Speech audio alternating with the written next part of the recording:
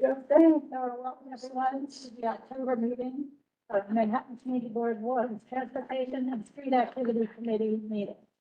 I'm Betty Kay, the chair of the committee. I'm joined by Jess Coleman, the co-chair. And then there's James, who's from the office of CB1. Tonight's going to be a little bit off. We're going to have an agenda if you'd like to get to the agenda, Jess. Because we do not have quorum at this time. We are 2 people short. So we can't do anything that requires a resolution at the end because we can't vote. But I'm going to start off the meeting and let's get a presentation about Omni, which is our first agenda item, because a vote will not be needed. And I know that the speaker has been kind enough to present, although she is not feeling well. So I don't want to keep her online any longer than I have to. So, Jess, if you're ready, and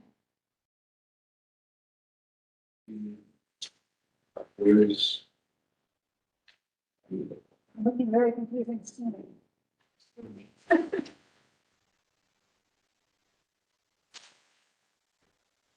Hi.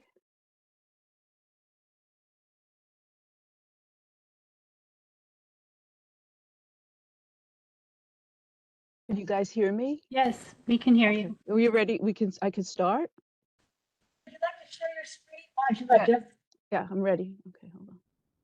want us to show the slide? Oh, yeah. Okay, let's see if I can share. I think you might have to give me permission to share. I'm turning this over to Jess. He's working on it. Okay. Don't worry, Melissa, you're not forgot this screen. Yeah. Yeah, she's gonna share screen. Oh, she's been just.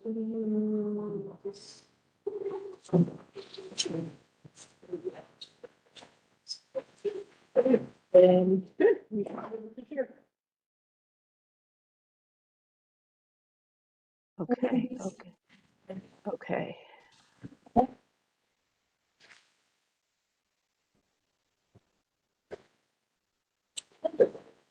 Can everybody see this? Yes. Yes. Let me just switch this. It says welcome to Omni. Okay. Okay. All right. So thank you everybody for having me tonight. And I apologize. I'm still getting over a cold. Otherwise I would have come in person. So my name is Melissa Farley. I'm from MTA, New York City Transit's Government and Community Relations Office, and the board had asked us to come to give the presentation that we've been giving at senior centers on switching from reduced fare MetroCard to reduced fare Omni. So that's the presentation I'll give tonight. It's pretty quick, and then I can answer some questions. So let me just get going here. So welcome to Omni. What's going on? Why aren't we moving? Here we go. So just a brief overview. I'm sure some of you may already be using Omni. So what is Omni? Omni is the MTA's new contactless fare payment system, which offers more options for how and where to pay the fare. It's short for One Metro New York, which embodies our goal of serving all customers across many modes of transportation in the region. And Omni will eventually replace the legacy fare payment system, which is the MetroCard system that we have now. So the Omni timeline, we had started to roll out the Omni readers that you see on the bus and at the subway turnstiles in 2019 and 2020. Then in 2020, of course, with the pandemic, that slowed things up a little bit, but we were able to enhance the digital experience, and that's what we were doing between 2020 and 2022. Starting last year and continuing into this year, we're working on expanding the fare options. So you can now have fare capping with Omni, where once you get to 12 rides, you get the 13th ride free. And tonight, where we're also starting to going to transition reduced MetroCard people over to be able to using Omni for the reduced fare option. And then we're going to complete the Omni rollout by the end of 2024. And then at that time and some point after that, we will completely shut off the MetroCard system and everybody will be using Omni. So how does Omni work? You can tap your contactless credit or debit card or reloadable prepaid card that has the Wi-Fi symbol on it. You could set up your digital wallet and tap your smartphone or your smartwatch or wearable, or you can get right now for regular fare payers, you can buy an Omni card at a retail outlet like Duane Reade or Walgreens or CVS that you can reload at a retail location. And the benefits of using Omni, of course, is the contactless forms of payment, weekly fare capping, the ability to manage your account online at the Omni website. We still offer free transfers like we do with the MetroCard, and they're more durable cards than the current MetroCard that we use. And just for tapping at Omni readers, in case anybody's not familiar, you'll see the screen on the left. I hope it's on your left, is the Omni tap here. And then the second screen is just the go that you would see on the bus when it accepts your fare. The third screen is the go sign on the subway when you tap there, and then you may get the tap again sign if it doesn't read right away, the card. And then also we'll be putting in new Omni machines out in the system. You may start to see them at select locations in the coming weeks. They look very similar to the MetroCard machine, and people will be able to buy an Omni card, a physical Omni card, and refill their Omni cards using cash or a credit card or debit card at the machine. And so one of the reasons what we were out, and the purpose of this presentation was to introduce people who are reduced fare MetroCard users, that they can start to use Omni now without having to wait for their physical reduced fare Omni card. And so this would be a new way that they could pay using their contactless credit or debit card or a smart device, their phone or their watch. So to switch to reduced fare Omni, it offers the same half price fare that customers receive today, but they'll have more options of how to pay the fare. And currently, your customers have to be already accepted into the reduced fare program before they can switch their benefits. So if anybody thinks that they are eligible for reduced fare, they should go on the website or they can call and sign up for reduced fare. And then they'll be able, when the Omni card comes out, they can get the Omni card or they can get a reduced fare MetroCard now, and then they'll change over. So the reduced fare Omni card, this is the most important thing if anybody at the board is interested or you know anybody. Most important thing that we've been telling everybody is nobody has to take any action today. We're not forcing anybody to have to use a smartphone or a watch or their credit card for reduced fare. They can wait until their reduced fare card is mailed to them, and that should be coming probably the end of the year, the beginning of next year, they'll start to be mailing them out. And we're encouraging customers to make sure that their mailing address is up to date with the reduced fare office so that their Omni card will be sent to the correct address. So how do they switch to using Omni now, a contactless? So they can go to the Omni website and you can use the digital assistant, which brings them through the steps to sign up for reduced fare Omni. And the digital assistant, you see it in the bottom of the screen. They would click on that and it'll bring them to a screen, this screen on their computer or their phone, and it says, I'm Omni's digital assistant, how can I help you? And you would select switch from reduced fare MetroCard to Omni. So you select that and then it takes you through the steps. It's a streamlined process. It only takes a few minutes. The digital assistant is screen reader accessible. customer support is available at the Omni call center. I have the number at the end of the presentation. And there is assistance at in-person locations, will be available by the end of the year. Here's the information if anybody will want to contact Omni with more questions or more specific questions. You can go online at omni.info. And if they don't have an Omni account, they can still connect to Omni customer service and by filling out the form, the contact form on the website. We also have an Omni customer service number, 877-789-6669. And it's open 7 days a week, 8 a.m. to 5 p.m. And when you're speaking with the Omni customer service rep, they can access your Omni account. You can look at your trips and your charges and manage your travel cards and more. They could also visit in person. You may have heard that we've opened several new customer service centers inside our stations, not just it's no longer just the full service center that we have at 3 Stone Street. The closest one here in Lower Manhattan is at the Fulton Center. But you can see we have some in every borough, and they'll be able to help people out with any Omni questions that they have. I can also visit us in person at our mobile sales vans and buses, where they can get help with the reduced fare application if they don't have that already. They can transfer MetroCard balances. That applies to full fare cards and reduced fare cards. You can exchange your damaged reduced fare MetroCard for a replacement, report a card, and you can also switch from reduced fare MetroCard to reduced fare Omni. I can send a link to the locations where the mobile vans are every month. People can take advantage of that if that's close to them. And that's the end of the presentation. If you have any questions, I can leave the screen on or unshare. Yeah, no, that's fine. And thank you, Melissa.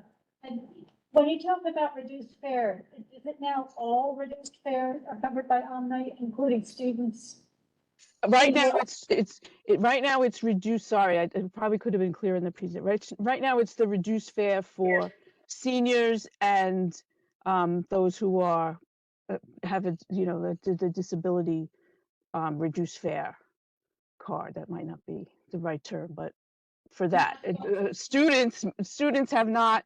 That's not online yet. That's something that we're still working on, but we should have that in place by the end of next year. That's a little bit more complex because of how we work that out with the Department of Education and that kind, and how many rides the students get. Certain kids get 2 or 3 rides, depending if they have outside activities. But the plan is eventually. So this right now, the first people getting a reduced fare card will be the seniors and disabled reduced fare card holders, and then when we get to the students, we of course would be starting to let people know, because we'll have certainly get out to schools and let kids know, students and their parents know how they're used and that kind of thing. Is it online for those with fare fares? Eventually, yes, that too will be available to the fares. That I don't have that timeline for those yet, but fare anything that is a fare option now with MetroCard will be a fare option with Omni when it's completely rolled out. So fares will be included at some point. Thank you. And Mitch, you had a question? Yeah, actually, I have 2 questions. You started my first question with the fares. My understanding is that I know some people that want to apply for the fares, and they cannot go to the customer service centers like at Stone Street and the other ones. They were told that they have to go to other places that just deal with fares. Is that accurate? Yes, because the fares is run by the City of New York.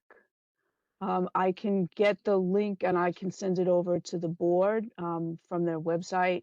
But yes, that's handled through, I think, Department of Social Services. Okay, it just seems to make sense to have the customer service reps at something like Stone Street and the other ones to be able to handle all of that, since like you've done away with any type of actions at the regular token booths. So that's just one Okay. suggestion that I've run into through some people that I know. The other one. Okay, I was just gonna say that I know that when we've had transit talk, out in stations, we had invited the Fair Fares group to come and help sign people up. I can suggest, I'll bring that back, that suggestion, if there's somebody would be able to help them at the customers, like at 3 Stone Street. I don't know about in the token booths, because that's a completely city agency, but I'll bring your suggestion back if our staff would be able to help people sign up for that. I know that the city agency that handles that has been signing people up, but I'll bring the suggestion back.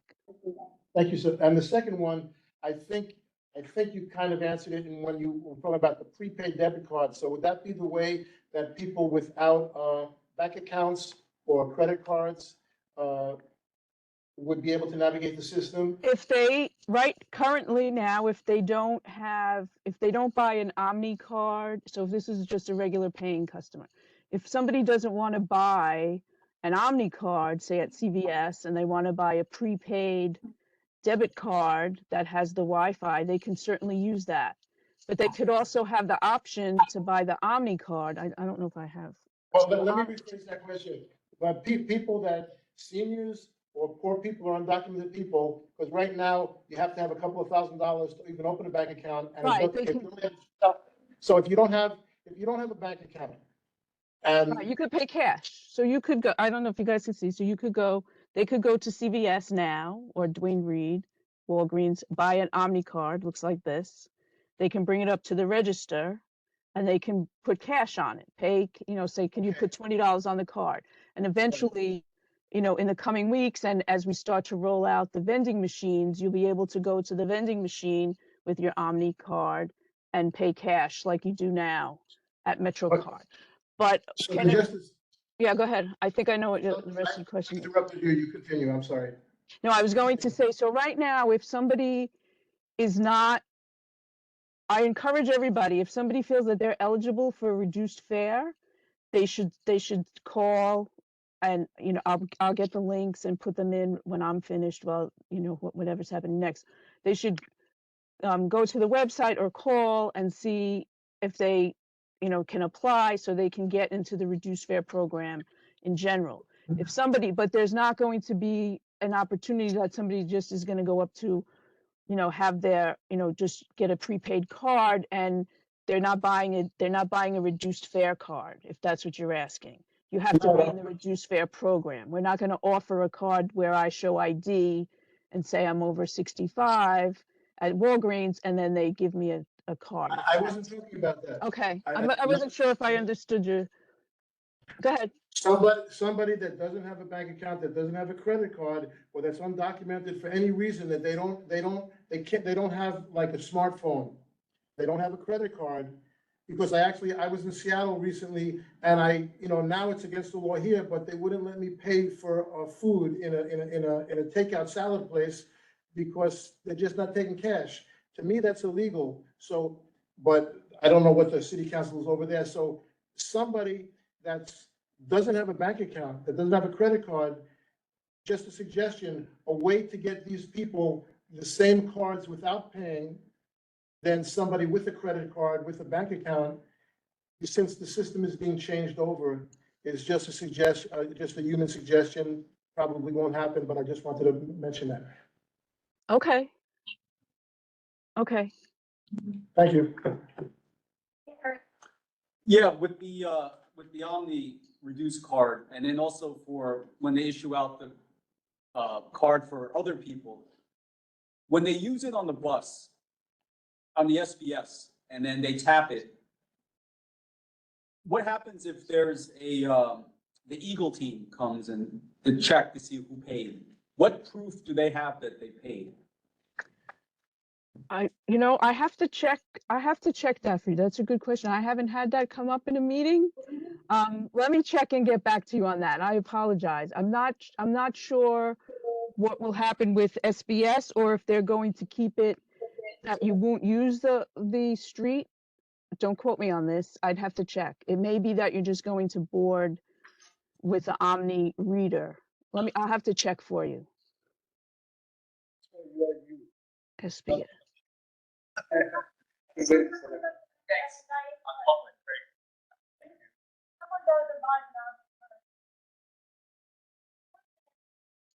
Was there a question?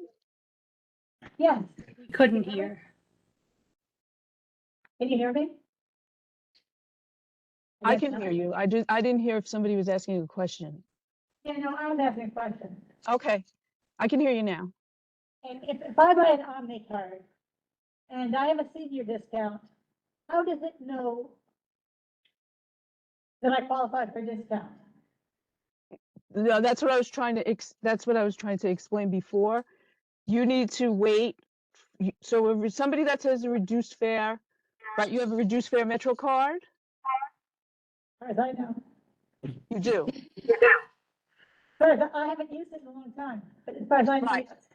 So right now, your option is either to sign up to say either use reduced fare Omni with your phone or smartwatch or a credit card. You link that up to your account, or wait for the Omni card to come in the mail. You can't go to buy a reduced fare card, say at a retail store. So if you bought a regular Omni card, say at Walgreens, you're not going to get the reduced fare. We need to go on to the online and use the digital assistant and hook your account up to the Omni account, and then pick how you want to pay your reduced fare. So you would be able to tap your phone or use the credit card that you sign up with. But if you want to be able to use the Omni card, you need to wait until they send out the new reduced fare Omni cards. Thank you for that clarification. Are there any other hands up, Jeff? From some attendees. Jeff? Mary Ann, do you want to speak?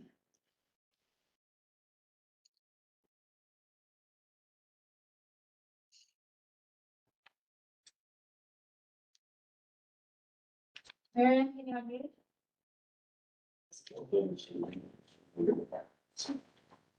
Well, It worked, I think. I have a reduced fare card now. If I want to use an Omni, is there a website I go to request that a card be sent to me? In other words, I don't want to do it on my phone. I want to get a card. So Okay, what so- website do I go to?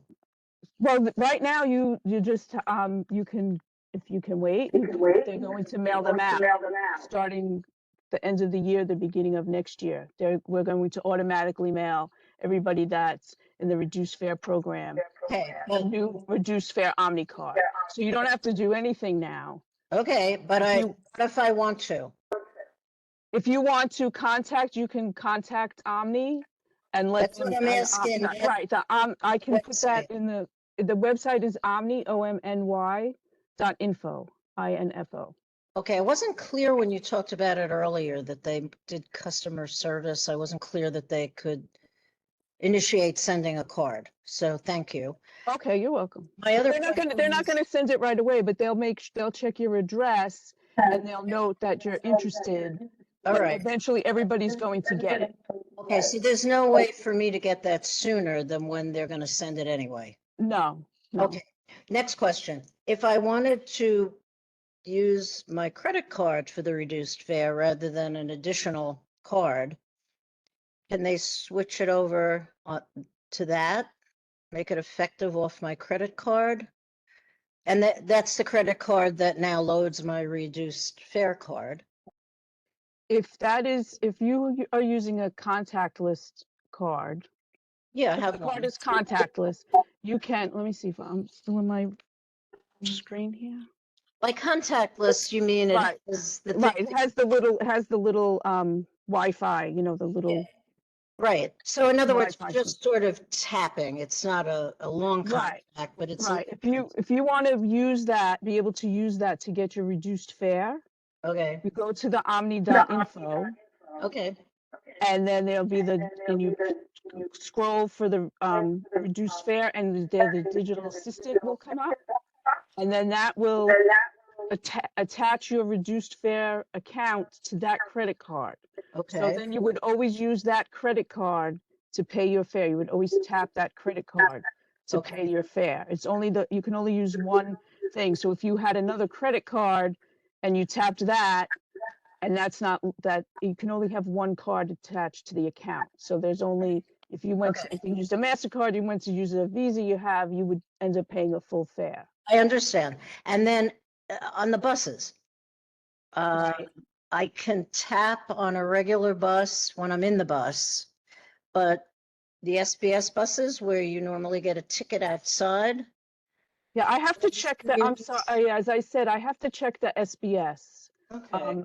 This is the first time it's come up for me, and I apologize, I should have checked for that. But I'll check on what's happening with the SBS routes. Okay, because seniors use a lot of buses more than. Right, no, I know. So, Yeah, I apologize that I didn't okay, think of that SBS, and I'll see if we can even put that in the presentation, add that in the Thanks. presentation going forward. thank Thank you you. for everything. Thanks. Oh, Bye-bye. thank you.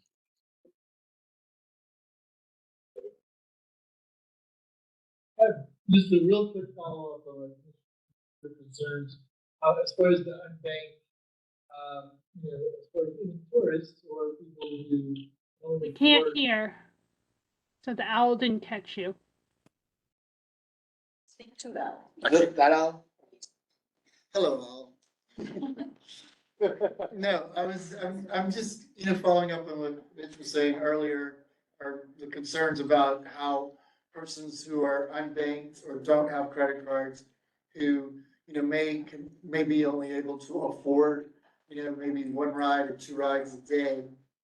So how inconvenient is it going to be for them to obtain fare media that they use, to get this Omni card? So they have to go to CVS or to a Walgreens?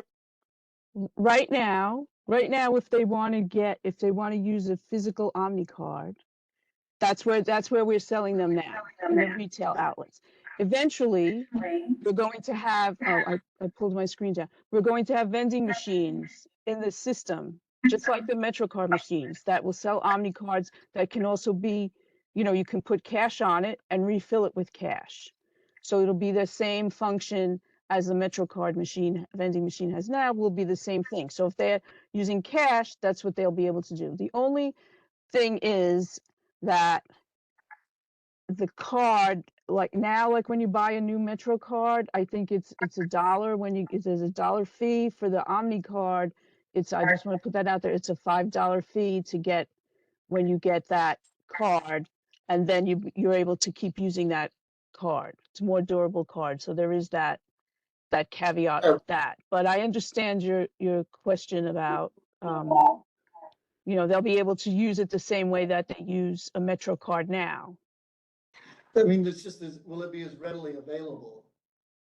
Eventually, yes. So right now, nothing is going to be, people will still be able to use their Metro card right now. It's not probably until the end of next year, or I would say maybe the beginning of 2025 when they finally turn everything off. But until then, you'll still be able to use a Metro card. So if you have money on the Easy Pay card, if you're a regular customer, or a reduced fare card, and you want to pay down your balance on that, whatever you have on the card, you'll still be able to do that.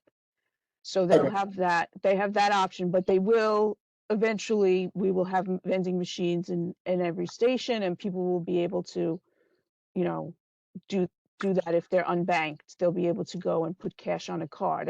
And that's one of the other options we feel that makes Omni attractive, is that now people can do that at a retail location. Where you maybe had to always run into a Subway and fill your card up if that's what you did. I know that could sometimes be inconvenient, and now you can go to your corner CVS or something and fill your card up while you're there, if that's what you do with cash or a credit card. So that should give people some more options. But I understand it is a rolling out process, and to get it out to everybody, it's a big system. So we're trying to, we have to take it one step at a time, but everybody should be able to use. Can I just follow up? Full fare too. What? And It's only the full fare. Right, so, your name is Melissa, I think? Yes. Melissa?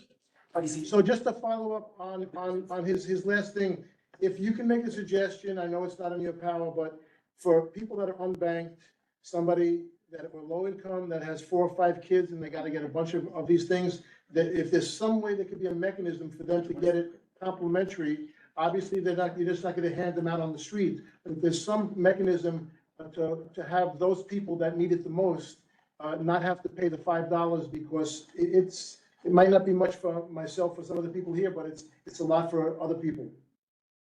Sure, absolutely. I'll certainly bring that suggestion back. Thank you. No, we have an Omni card here. And I noticed that they expire, and if they're gonna cost $5, why do they have to expire? The security issue or something? I'm not really sure. I mean, the That's Metro, good. let me check mine. Yeah, I don't, oh, mine is, I guess they treat it like a credit card, a credit card, but I can ask if that's something that they would extend because of the $5 fee. I guess if you're able to keep it, mine says 28 for 5 years and you don't Yeah. lose it, but I'll certainly ask Yeah, I just know. if that can be, why It's a lot of money. expiration. Okay. Yeah, Eric. Yeah, I want to follow up, just with MetroCards, if your MetroCard expires, you can exchange it with the station agent and then, yeah. So hopefully that carries on with the Omni card. Although there's very few station agents. Yeah, that's true. With the Omni card, will people be able to refill it at home using the credit card? Online, yes, you set up an Omni account and you can go online and put I think you could probably make now like a one-time payment, or you can have like the Easy Pay option. You'll be able to have the Easy Pay option where your credit card is, it's automatically refilled when it gets to a certain balance, like Easy Pass. So you'll be able to do that online, yes. Okay, that's flexible. And you can check your rides and your balance, that kind of thing. Thank you for bringing it up, about $5 per card. That is costly. That's almost 2 rides. But that's beyond your. And a family with 4 or 5 kids. Right. Diane, do you have a question? Stein? Answered it. I have a reduced fare card right now if I want to. And I also have that I signed up for, it automatically takes money out of my credit card. So because I had been told that somebody told me that once you with the Omni card, it couldn't. I mean, would I be able to continue once I get the Omni card in the mail, having it taken out of my credit card, or do I have to do something, take some other action? You'll be able to use the Easy Pay option, but you will have to take some action because they're going to kind of close out the MetroCard Easy Pay. So you would sign up with Omni, your Omni card, when you get your reduced fare Omni card with Easy Pay. Okay. So then you'll close out, so if you have a balance running on your reduced fare MetroCard and you get your reduced fare Omni card, you can use that balance up and then close that account and then sign up for the Easy Pay with Omni. So you'll be able to do the same thing, but there's not a function to be able to switch the accounts. I don't know why. It's probably something technical that I can't explain or understand, but you'll be able to do that. So, but yes, you would have to just sign it up for it again. And can it be done online or in person, or? Yes. Yes, they can help you. If you go in person, they should be able to help you to do that, online, to take you through the steps to be able to do that. Thank you. Are there any hands up?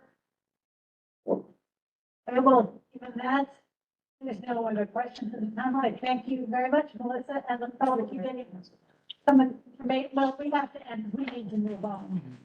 Okay, thank you. The last thing you said that you said, Dawn, and thanks so much. Thank you.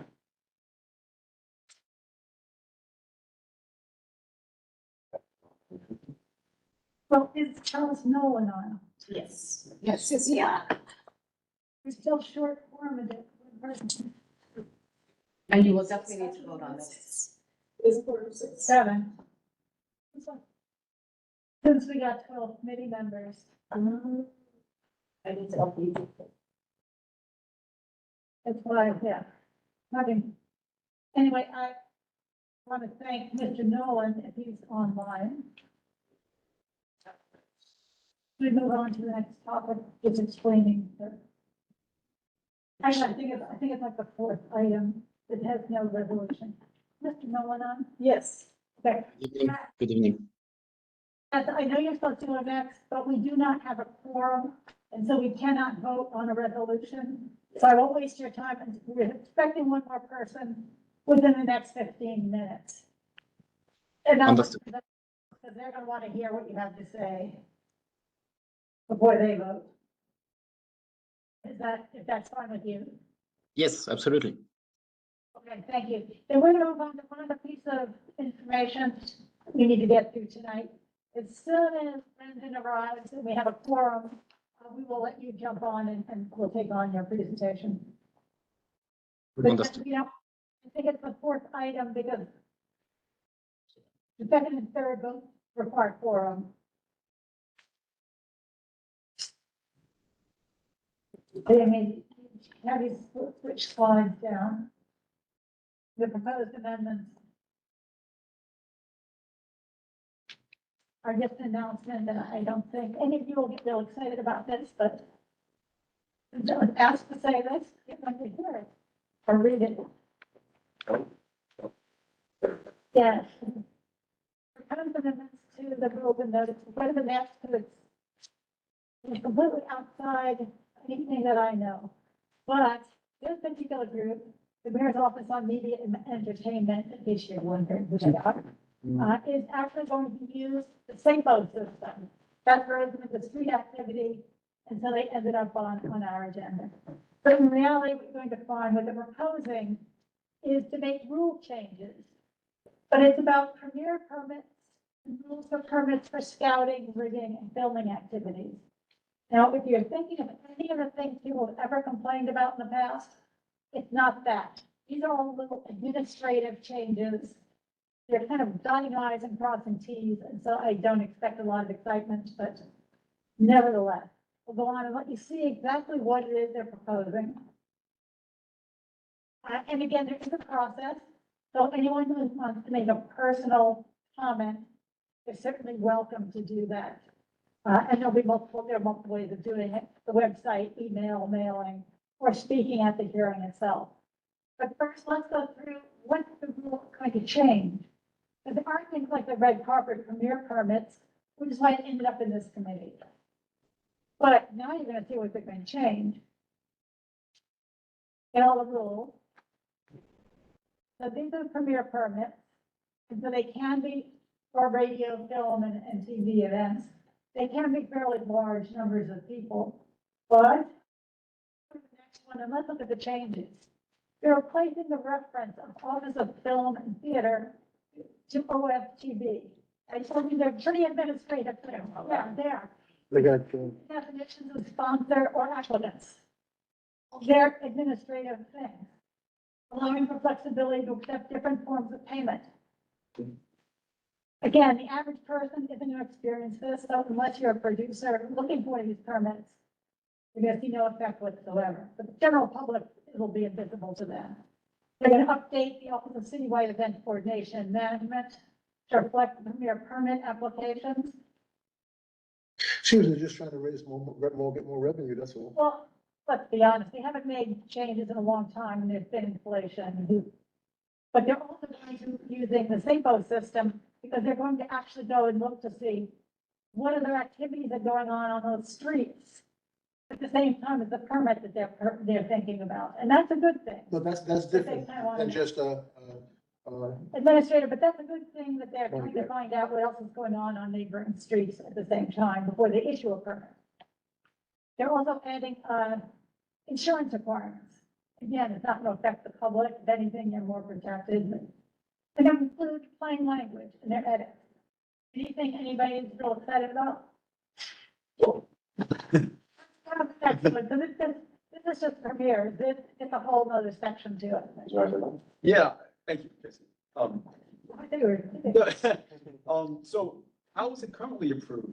So does the mayor's that office of the new OFTB, they previously approved it without going to DOT? That's, so, Yes. and then the new process is now it's going through SAPO, so the DOT will be the approver in consideration of No, everything St. else. Paul's not DOT. No, we're separate from that. We Oh, have single no irritation.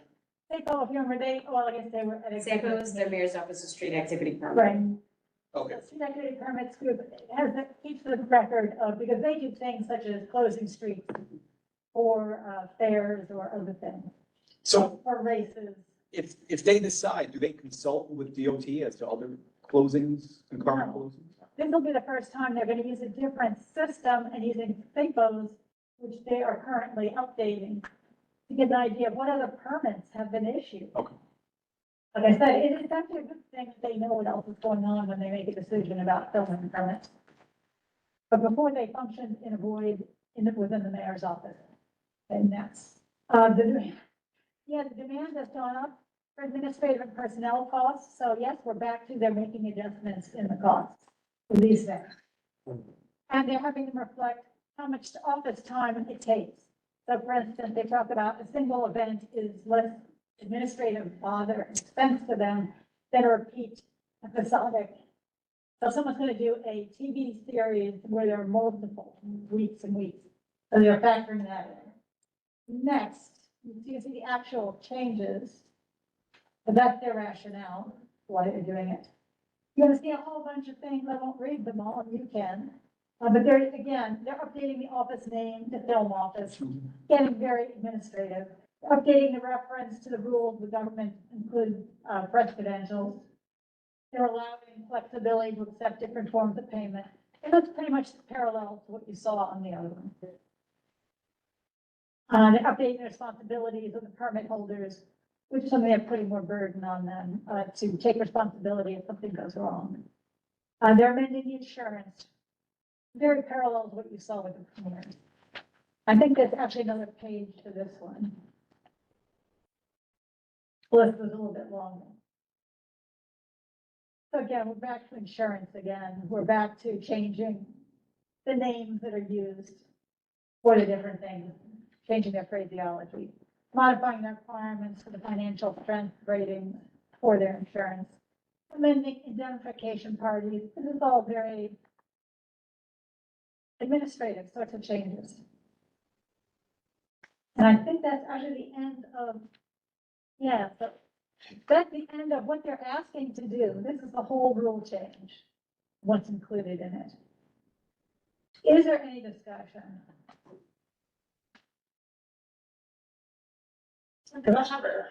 You put the last slide back up. I was still reading it.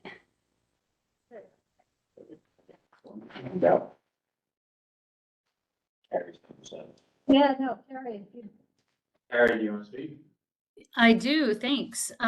So I read through this with interest because I've gone through the SAPO process a few times.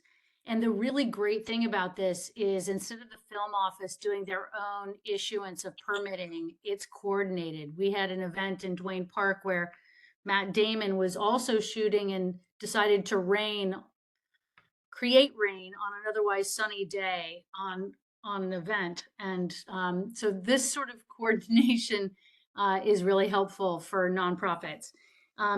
The other great thing about it is that the insurance requirement is now consistent with what they require from nonprofits. And the film industry is equally able to bear those responsibilities. And the only thing that I noticed is that the costs are less than are charged to nonprofits. So this scale for small, medium, and large events, I would just ask that they be consistent. I know that we want to encourage the film industry, and I'm a huge fan. I just think they should be consistent between nonprofit events and film events. Well, That's Terry, since you are one of those very unusual people who knows every little detail and has worked so much with a nonprofit, Wayne Park, on a street that is so heavily filmed, I mean, who had a kind of Do the experience? nonprofits have to pay more than the regular That's what film? she's saying. So then I would go the other way. Instead of advocating for them to pay more, they should get the reduced rate that they get instead of the other, the other way. Because, and I agree, Thank you, Terry, Mitch. why don't I work- Yeah, I know, and that's fine. But Terry, why don't you and I work together on kind of a draft resolution, and we'll bring it to a future committee meeting? Specifically, about issue, because when this rule goes through, this rule probably will go through, but the real comments I expect to come from the film industry itself and whatever their. of course. aspects are. But we can certainly opine on the whole issue, of the permits and the cost of permits. Betty, what about since she likes what I said, when they come to an agreement for the film industry, and if the film industry, then the end result is a lower cost than the nonprofits, then how about if we just maybe opine or write something saying that we would like the nonprofits to be able to match what the film has to pay? Sorry, I'm sorry, I didn't hear you clearly. Put one together. Thank you. Because, yeah, then we have to deal with that, and then we'll come before the committee and And that would be a deal win-win. with that kind of draft with, and then you could keep whack those details again. Happy to work on that. Thank you. Although, who knows these details better than Carrie, so. A lot of people know them better than me, but I've had to navigate them a few times. And so I'm still learning, but I'm happy to share what I've learned so far. That'd be great. Tammy?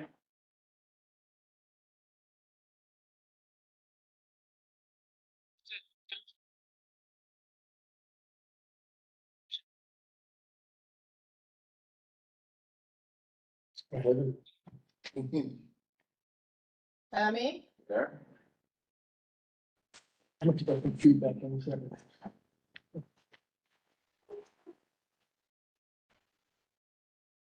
Tammy, we can't hear you.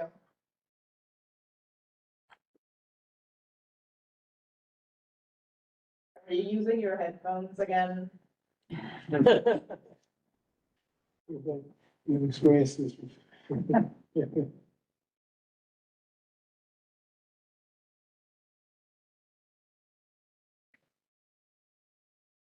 Tammy, you there? Hear me now? Sorry. Can you hear me?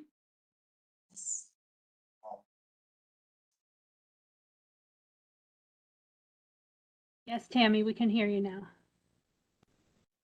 Thanks. It's just a gentle reminder, especially on items like this.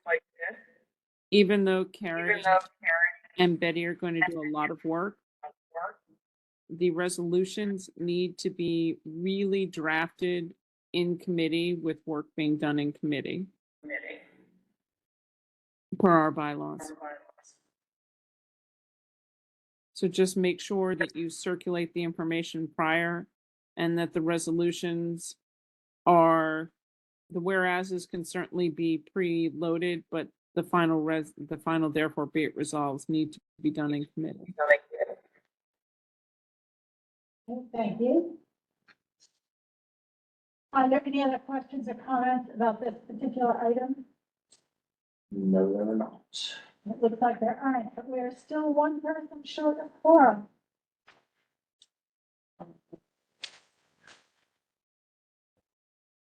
I'm trying to think, is there, in fact, do you have Brendan's contact?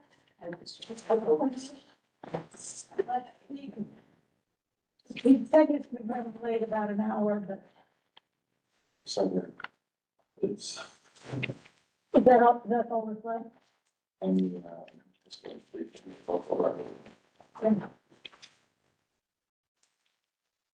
Okay, otherwise, but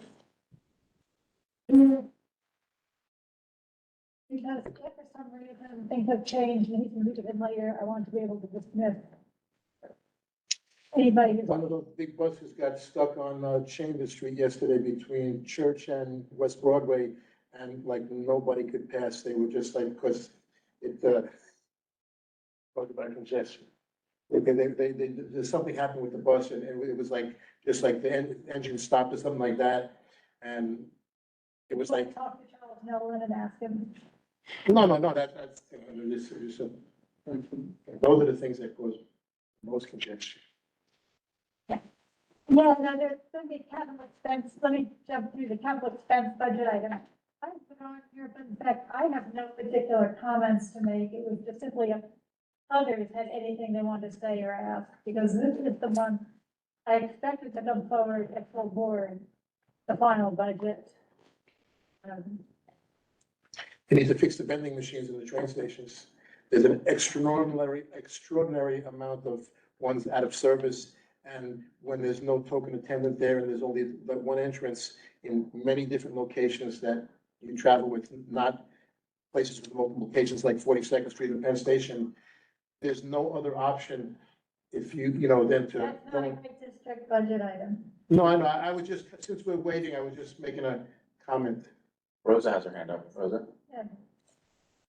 Thank you. Thank you. Oh, sorry for the echo. I did submit for today something on Capitol, which is for work being done on Park Row. And so just wanted to check in to see if that went through. I'm not sure how it all works with the new submissions that are online via the Airtable that was sent out. I can tell you from my perspective, so I can guess for the committee members, I do not see any of the new submissions. So I can't doubt anyone else does either. Natasha is currently following up, so she's not in phase at the moment. But I'll have to get back to you about that. Okay, thank you.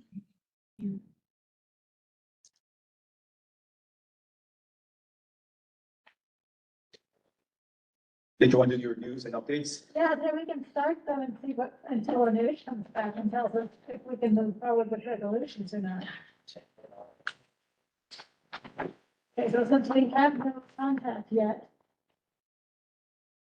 with our missing one committee member, we'll continue on, and I apologize to the one person, Mr. Nolan, who's waiting for a resolution, and the other resolution is just within committee, so there's nobody waiting for that. But I wanted to tell people, I saw this came in from the South Federal Park City Construction. And in fact, if you go to the next one, it's even more updated than this one. This came in today, even more updated. That in fact, they're going to start on the 16th, which is a Monday, with putting up the boarding to shut off Battery Park, all along Battery Place, and moving the bike lane and the pedestrian out onto the sidewalk, that would be shared then with the pedestrians. But now we have a date for when it's going to happen and an updated map of what's going to be closed, what's going to be open, reminding people what's going to remain open within Battery Park. So a lot of construction, a lot of closure, but there are things that are going to be open, such as the bathroom. The bike lanes going along State Street will be open within the park. It's just that area that runs parallel to the road. And women is here, so we can jump back and let Mr. Nolan do his presentation. So let's give Brendan a minute, but if you want, Is the park area gonna be open? Like, what's not colored in red, but it's like green trees, is gonna be open.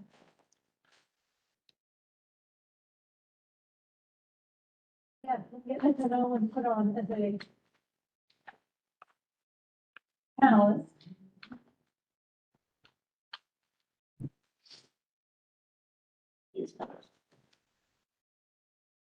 Great, okay, so this is a little misleading. It's a permanent bus stop relocation, and it is on Church Street, moving from Fulton Street, 1 block north to just north of VC Street. And this actually was a request of the MTA. It sounds like the request of Big Bus. The applicant that Mr. Nolan will be representing, taxi tours doing business with Big Bus stores. But in fact, it's the MTA that made the request for the move. So if we go to the next one. I'll start, as I usually do, with the backup information, the background information I was given by the DOT already. To remind you, this is what the applicants are about to look like. You're all familiar with them around our district. The route is established and has been established for a long period of time. This is not a new route. One of your bus stops, kind of the one marked number 10, is relocating. Like I said, it's going to relocate by a block north along Church Street. And it's due to conflict with MTA scheduling, which has changed. So they're really moving, you'll get on a Google map, they're moving just one block north. And if you look at the little MTA signs, you can see it is just a one block move. And of course, it's on the east side of the street. That's where the bus door is. So up one, this is the intersection of BC Street. So yes, it's under construction, but I want to point out, it isn't only bus lane that is running along the curve lane. So there is no parking, it is a bus lane. Next, we'll actually show you the stop sign itself.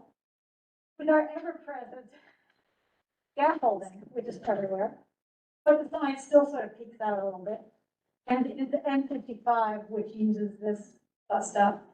If you look down towards the corner, there is another bus stop, and there are four MTA buses that use that stop. So there's plenty of room at this stop for two buses to use it, compared to the other one has four. So the details, where they're relocating a bus stop just on the northeast corner, by the northeast corner of Church Street at Fulton Street, to Church Street again, but VC to Barclay Street and closer to VC Street. So you just saw the two bus stops that are on this block. And the one by the scaffolding is the one they're talking about, closer to VC. The reason is a scheduling conflict with an MTA Express bus. The service is for pickups and drop-offs, which you're familiar with this particular bus company anyway. It is Monday through Sunday, so 7 days a week.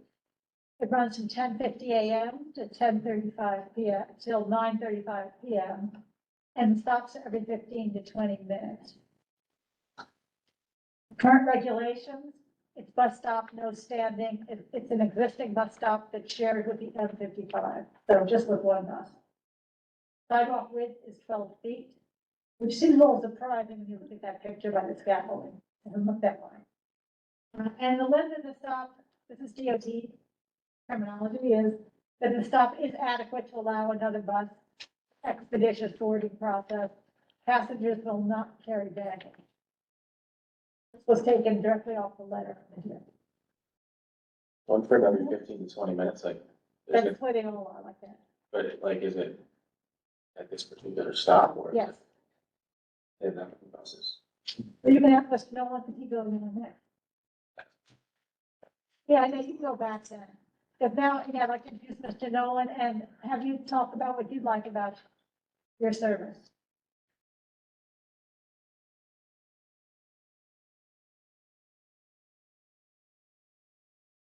Thank you very much. Good evening, everyone.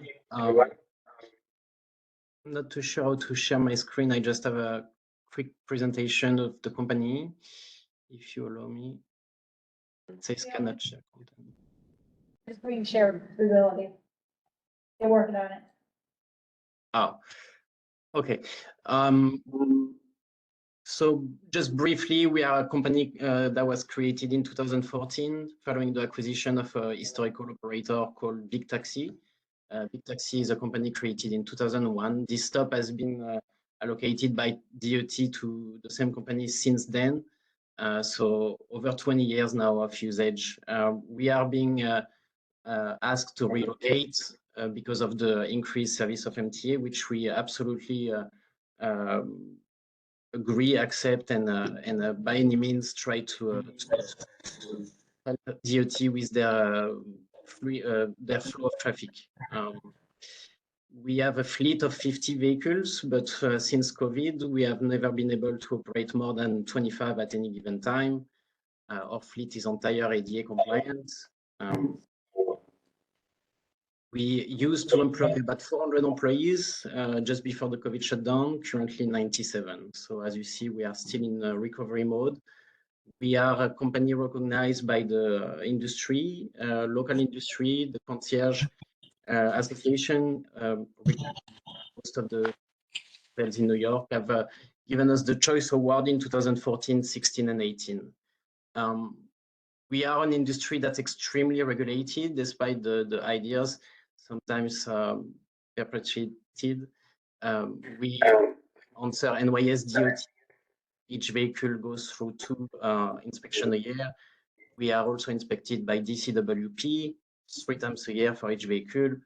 The DEP also, each vehicle is in compliance with local law 41, which regulate the emissions in terms of idling, pollution. All our drivers are regulated by the 19A program from DMV.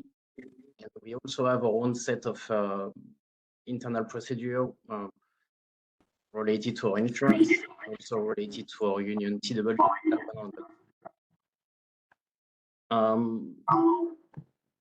This is a quick view of our products in our brochure. We have a very small portfolio following the COVID shutdown. We have reduced to basically downtown and uptown.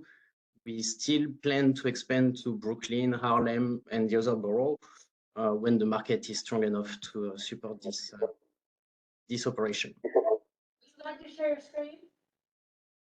You can share your screen now. Oh, sorry.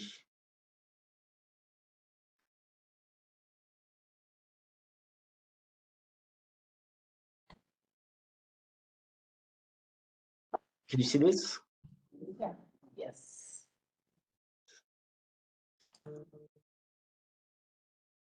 So that's not the latest map that I have on this picture, but it's very similar. We are missing the stop on this one, but I will fix that for the next presentation. This is a representation of a message we are trying to always transfer during the community boards meetings. Although we are perceived as a big inconvenience on the road, we still represent a lot less street equity than what our customer will travel or and use if they were traveling on an individual basis. And I think this picture really reflects what we are trying to explain. Thank you very much, Betty Kay, for your support and your presentation for us. We had a very short notice to prepare for this meeting, but thank you very much for your help. Let me see if there are any questions for you in the room. Any questions, Brandon? So, not to come in high because I just joined, but and I hate that this falls on this company because I know this is with the MTA. I think this is a horrible idea. Partly biased because I literally live right there, but as you show in your picture, that sidewalk is halfway already taken up with grates, meaning most people do not walk on the grates, and everybody goes into a single file to walk by that little part that's on the sidewalk. The other point I will point out is that there are existing bus stops there. The majority of them are drop-off only. What we're proposing here is now adding a tourist bus stop that's going to be pick up and drop off in an area that we already don't have enough like sidewalk to walk on. And then I appreciate that buses help to decrease congestion, but it actually has led to a lot of congestion because what happens is not only people, but there are a bunch of buses that stop right there and across the street, still on Church, but in front of the Four Seasons. And now we have major backup on Park Place, which I thought was wild because Park Place is usually empty. So again, I hate that this falls on this company, but I think the MTA is going to get a piss poor decision. So, from my understanding, so the bus stop is to move from the corner of Fulton and Church, and it's going to move to Church and Bessie, right? So, and then it's moving because the MTA says it's a conflict, scheduling conflict with this express buses as well as the M55, right? No. Or the new bus stop will be the M55. Right. Okay. Okay. What makes this a little tricky is if you're gonna have a bus that stops there, and they're longer than they stop longer than regular MTA buses on a route, because unlike Fulton, which is heading west, Vesey is heading east. So there will be vehicles turning also. So that might make it more tricky now that you'll have buses and cars turning into Vesey. And there could be a bus stopping on that corner for a few minutes that you didn't have this problem before. Not right on the corner as you saw, but it's close to. I mean, The pole is in mid-block. The pole is in mid-block, and we always try to leave the first space for MTA. There is over 80 feet worth of space between the block and the beginning of the intersection. So it's really a two buses space. And I think that's what the DOT survey reflects, that it's a stop that has the capacity to hold the volume of M55 and the 15 to 20 minute schedule that we are already operating just a block down. I think picture that they showed before, if I remember, the bus stop that was on the corner, that would affect was other buses that stopped there. And that one that was by the scaffolding in the middle of the block was theirs. Okay. So it seems that the problem you brought up, which is valid, but unfortunately, it's those other ones that are on the corner, which I guess are the express buses that, No, the one down at the corner has 4 Brooklyn. that's what I meant, the express buses to Brooklyn, Bronx, yeah. They're express, but they're the B1, the B2, the B3, Yeah. the B4. Yeah, I think that those are the borough buses, the express, yeah. But, so it's the opposite. Yeah, that hands up? We should move the other ones on the corner. Justine?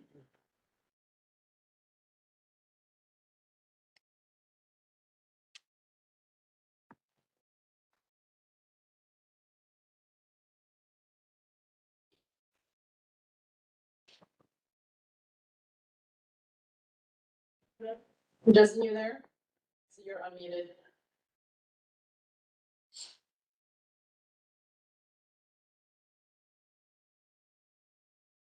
I do have one more question. Yeah, that's fine. Yes.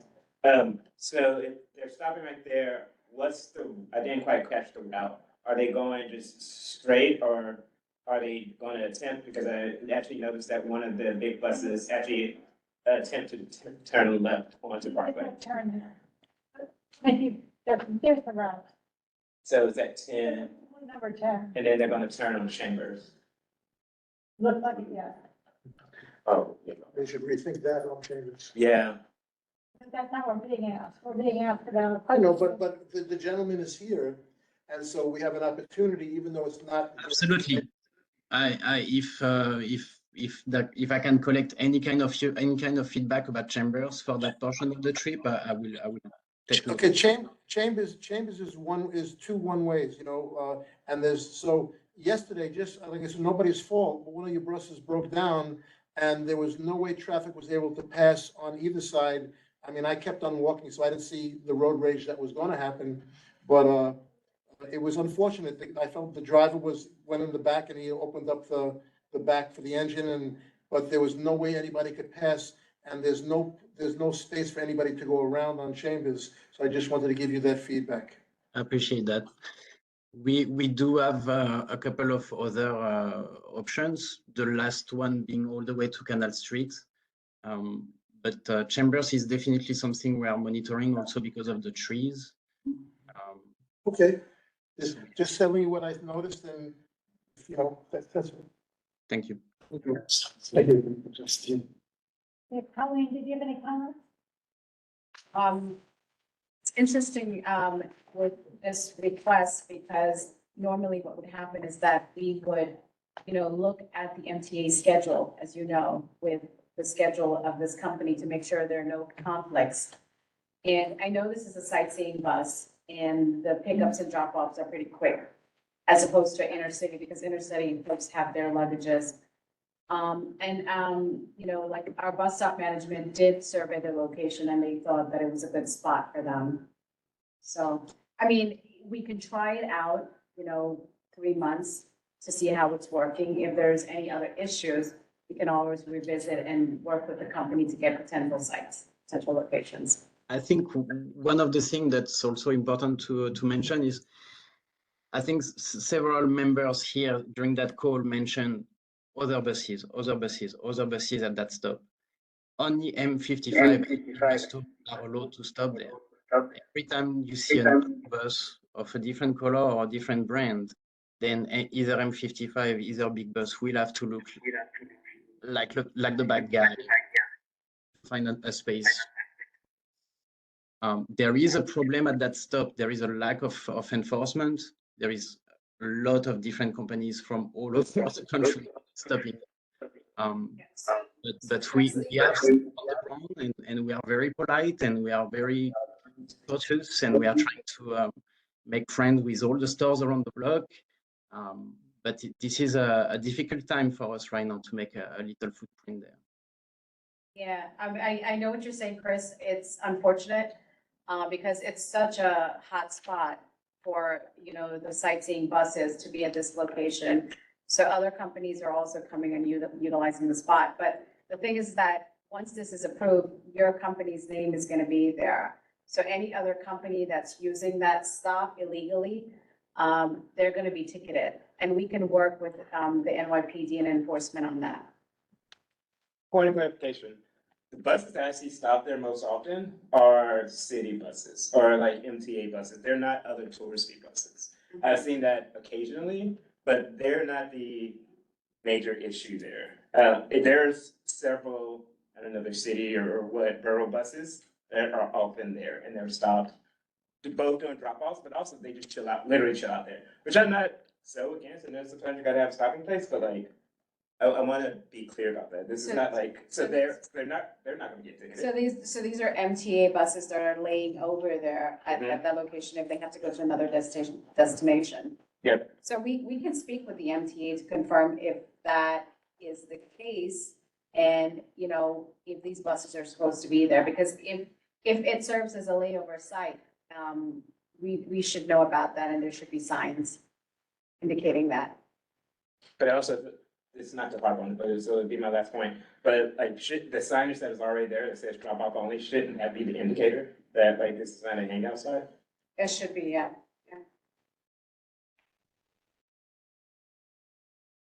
Yes, and other regulations, you're right, are very limited, and that's not layover. So when we come to the resolution, how do you want to proceed? I think, I forget your name. I could support a favorable resolution. Three, just try it out. Let's try it out and see how it works. You can't park there, you can't, Yeah. there's not a bike lane, so it's really, if they weren't there, it would still almost be the same. Right. And it's mid-block, so it's not the end of the block, so I would kind of agree with Colleen. Is there a way to put the 3 months, the 3 months full without, and We could revisit it. then Yeah. revisit it? Yeah. Do you, is what I'm hearing you saying, support it, but have a 3-month reevaluation? And I can't type on it unless just you can. I'm not gonna get hit later with people want to see it on the screen, but you have privileges to teach them. I mean, that's the reason. Word street, if you would just like. And ensure that it'll be followed up upon agreement. Yeah. This, nobody regular people can use it. But. So it would be support. Whatever the word denies, then. It's, I see this was laying over. Like, I guess he had to know he'd be pulled into action. He acted like he was surprised. Forgive me. You mean as long as it's a 3-month assessment, you make a contingent? Look for wording. Go back to the slide. It's changing. If you look at it on, it's not on here, it's on that screen, it's not. Because they had to take it off, so we could. We can change it while. Well, yeah, there's nothing to keep it out of. Yeah. We didn't. that's the wording, yes. So what I want to know is, Jake, it supports taxi tours, but now, you're talking about a 3-month reassessment. Do you want to say as long as there is 4-month reassessment? Or you encourage, or you require, or you want, what kind of verb do you want to go before 3-month assessment? I was fine with contingent upon a 3-month assessment. Revisiting?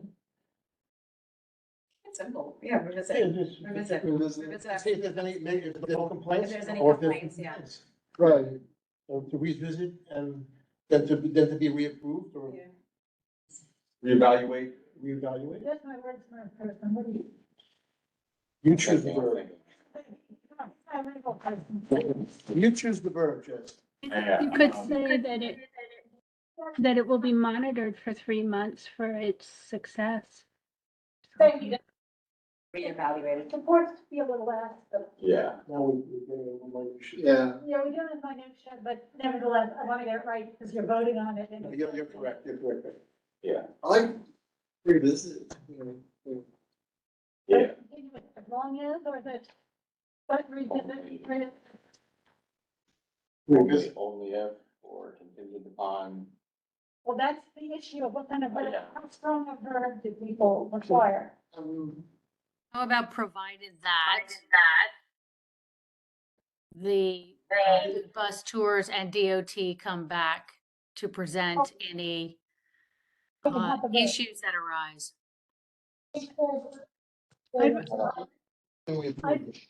I don't think we need to specify that they will come back. It could be.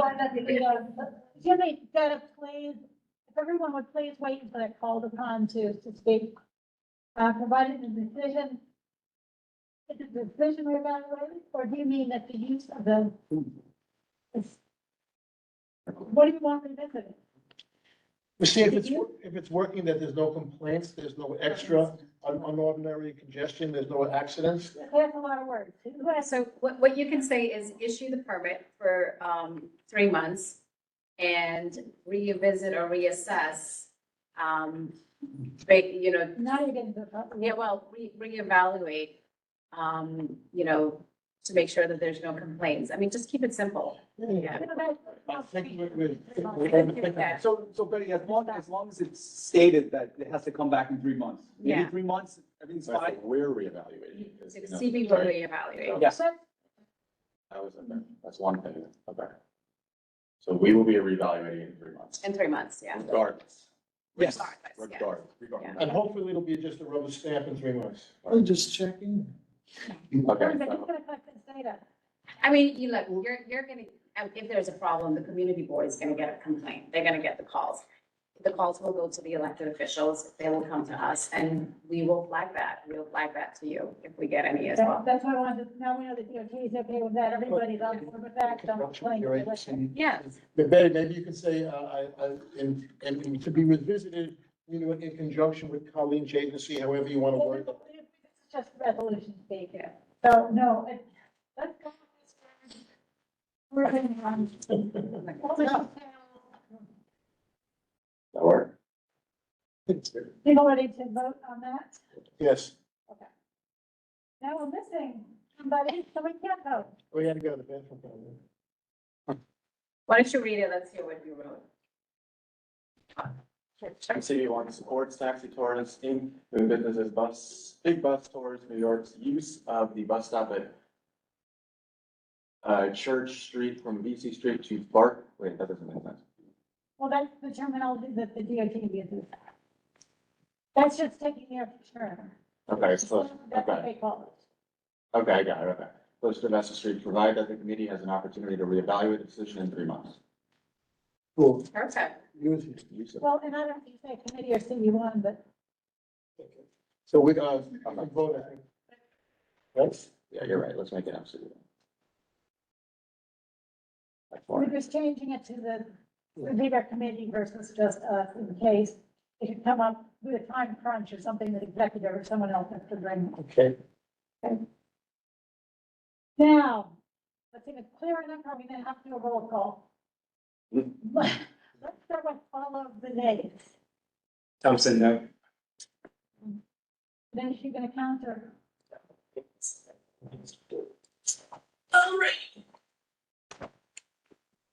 There shouldn't be any refusals. Is that correct? Is Dennis screen on, if she can vote? Yes. Okay. Do chime in, Detta, if we miss you. Now on to the abstention. And I'm assuming everyone else has done is a yes, which leaves me with, if each votes and 7 are here. One of them is a nay, so we then have 7 votes that are yeas. And the motion passes. Thank you, Mr. Nolan, and we'll Thank you. probably be in 3 months. Thank you. Thank you very much. Terry can't vote, she's not in excuse action. So only Detta, it counts online. I can actually vote, Betty, if you need a vote. I was able to vote. Excuse me, it's 7 yeas and 1 nay. So it's a clear cut vote. I'm sorry, it's so hard to hear. All right, let's move on to the final, which is also a resolution, but should go faster because it is a continuation from last month. Nothing new was added, it's a pretty straightforward resolution. Remember, the purpose of the resolution was brought up last time. It's about the historic streets in our district, in historic landmark neighborhoods, very specifically. So it's really the cobblestone streets, which I know are Belgian block, but use cobblestone anyway. And this all came about when we did our budget review last month. There was a fiscal year 24 budget request. The historic street design guidelines, policies, and processes be developed. So there's clarity and predictability regarding the building and maintaining of historic streets. Our district does have 10 historic districts and a long history of disrepair of our cobblestone streets. So this is merely asking for that. It's not what the content of those guidelines is. That's all future debate, and it's also left to pulling together. Well, let's move on to therefore be it resolved. Because I sent you all an email. Oh, and the DOT did agree with the fiscal year 24 request, as I mentioned last month. But simply saying we needed a different budgeting system than just using the district budget. One of them to go after the elected officials is via a resolution. So all we're doing is asking about what we're asking for in the district budget anyway, funding the guidelines. This was taken for those who looked at the resources I sent you, and they're also online for others. This study that was done in 2017 by the Historic District Council. We did for all of the historic districts in the city of New York. And it's their first recommendation. So I did not rely on my expertise, because I do not have. This study, for those who looked at it, had an expert panel from the DOT, the DDC, the Landmarks and Preservation Commission, many architects, many knowledgeable people. It's a long list. You can go back if you didn't look at it. Anyway, it's their recommendation. The wording was only changed to make it a budget kind of, the verbs would change a bit. So the whereas is we have had a long history of disrepair. Since 2012, we've been asking for safety interventions and reconstruction, just so you know how long our history is, long. The uneven surfaces have left a lot of complaints. Pedestrians, micromobility users, cyclists have complained about falls and damage to their bikes and scooters. That was in a link that I gave you for a quality of life committee. You can hear that discussion there. Once cobblestones were all holding in disrepair, they're difficult to experience and expensive to maintain. You can listen to that when Ed Pinkart is presenting on that one quality of life meeting. I think it was in May 2022. It was also linked in your email. And according to the DOT, again, there's a whole list of problems that they're having at this point without design guidelines. So this, you can go to the next one. This resolution is really merely The budget is to back up the budget request. The budget request was made merely to say, let's move forward. We've had enough years with everybody unhappy. Preservationists are unhappy because the roads are covered with asphalt where the repairs have been. They're dished out and have all kinds, they damaged the cars, they're getting so bad. It makes the people who have disabilities unhappy. It makes the people who are cyclists very unhappy. It makes the person who fell and one person has died from that result of the fall. So everybody's unhappy. That seems to be something we can all agree upon. This is a moving forward. The 10 districts. And so it's very straightforward. But the therefore be it resolved, this hasn't changed from last month at all. We're just urging the DOT, the Landmark Protection Commission, the Public Design Commission, the Department of Design and Construction to work together to develop historic streetscape design guidelines so we can bring some clarity and predictability to building and maintaining historic streets. Okay. Next, there are two other parts to it. Preservation. I'll look at that, but I copied it at the time I looked at it. Implore the DOT to develop a comprehensive streetscape preservation for each of the historic districts. I know this came up in our landmarks committee with multiple things, so they want to have a plan for each historic districts, so that was added to this. Again, to restore the historic integrity while making them safe and accessible for pedestrians, cyclists, and vehicles. And we also urge this is the real point of it, urging our elected officials to fund or seek funding for the creation, to develop these streetscape design guidelines and support the development of a comprehensive one for our historic streets that have long been unsafe and safe in a state of disrepair. So, open it to discussion, but I expect mostly wordsmithing, but. Yeah. In the draft resolution that you provided for the meeting, there was a whereas which said, cobblestones or Belgian blocks, they have a negative, I'm sorry, they use more carbon, right? There was something along that said that it uses more, it's more energy intensive versus. That doesn't sound, no, that doesn't sound familiar, but I'm gonna defer to Carrie since I can't look at it. Carrie, today, a lot of the whereas have been changed. Oh, okay. And what I will do also is send you a link so that you can make direct comments to point out things to change before full board. So then the only whereases are the one that you're showing us, not the one that No, we're. the whereas are background information and are not something you vote on. Which is why I said I will specifically send you a link and anyone else who's interested to make comments on the whereases, and I prefer to wordsmith them during the week rather than at full board, and I'm sure everyone agrees with me, those meetings are long enough. So Betty, The only thing we vote on that can't be changed would be these therefore be resolved. okay, so my comment was, I disagree with that statement saying that cobblestones or they use more energy to maintain versus asphalt. I think if it's, Don't yeah, worry about okay, that. don't worry about We'll that. look at that online, but that's not part of what we're voting Okay. on. Okay, and then, but But I appreciate dealing with it before full board. right, it was, okay, before, but then I'm saying this because it was in there, and then there was another statement saying that it's unsafe. And I agree that if they're not done properly, where the distance between Belgian blocks create unsafe, where the rise, it's not level. But with the Belgian blocks, it also deters speeding by cyclists as well as motorists. No, it's not comfortable, at least for a cyclist perspective as well. But, so I'll discuss that with you. I thought that comment needed some, not correction, but maybe a different angle. No, but I want to keep, like I said, I've been working on this during today, and some of the whereas have been completely deleted, some of them have been partially deleted.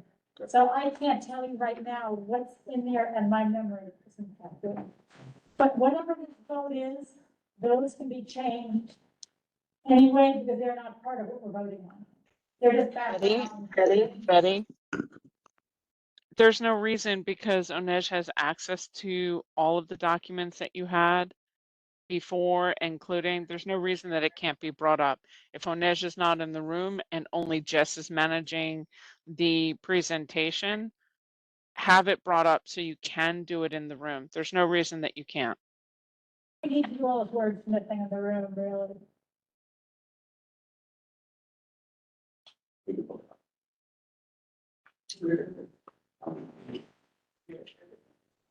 Yeah, we shared it there. Yes, an email.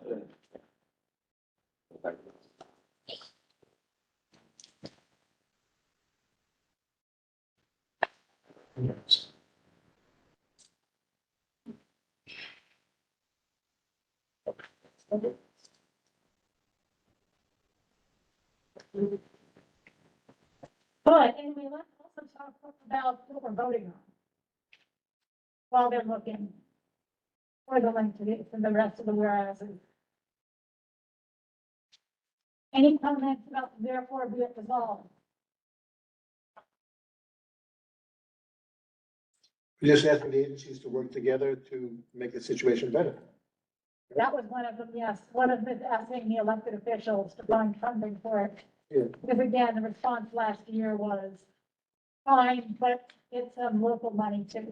This resolution is going to do that. Those streets that's along on Greenwich, when you come off like the beginning of Greenwich, a little below Canal, they're hazardous to everything. They ruin cars, bicycles, and it's more, I mean, I agree, to slow the speeding down, fine, but it's more than that. I mean, it actually causes damage. Like there's a couple of streets that haven't been fixed for years that actually cause damage unless you go 1 mile an hour. Yeah, no, we have reports of damage on virtually. Or I don't know how bikes ride it on either. I think that they're really, therefore be it resolved, they're wonderful because they are just asking for a holistic approach, whereby all agencies work together to maintain the historical, integrity of the streets, but at the same time, bring them up to speed, unintended. Bring them up to. He's not arguing with you. No. Bring them up to like modern standards and, and that includes, a safe, and be compliant and all those things. And it's just, I don't see what. I think that's almost like, Right. I don't think this is saying that, cause more. Can you make it a little larger? Yeah, it's like it's saying that while there's urgent need to reduce carbon emissions, that's how we're getting congestion pricing. I mean, there's global warming. It has nothing to do with the cobblestone street. It's like while we're doing this, there's increased use of walking, biking, and deliveries using cargo bikes in response to that. Cobblestone streets are difficult for those particular modes of movement.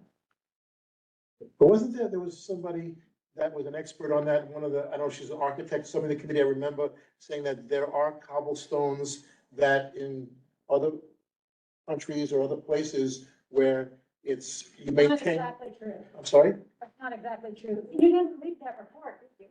Well, I listened to what, when, she sounded very convincing. I didn't finish the sentence, I what we were gonna say. The answer is yes, you are correct, Betty. But I just, we're hearing what that woman said, I forget who it was, that there were ways to do cobblestones to maintain the integrity of the area, but maintaining the safety if it's possible. But if it's not possible, it's not possible. Well, there are a lot of ifs and buts about that. Like you have to level off all the stones, which is very expensive. And the DOT wasn't too hot on that Well, one. then it comes down to But money. there are other ways of grading simulation that the whole bunch of the experts can get into.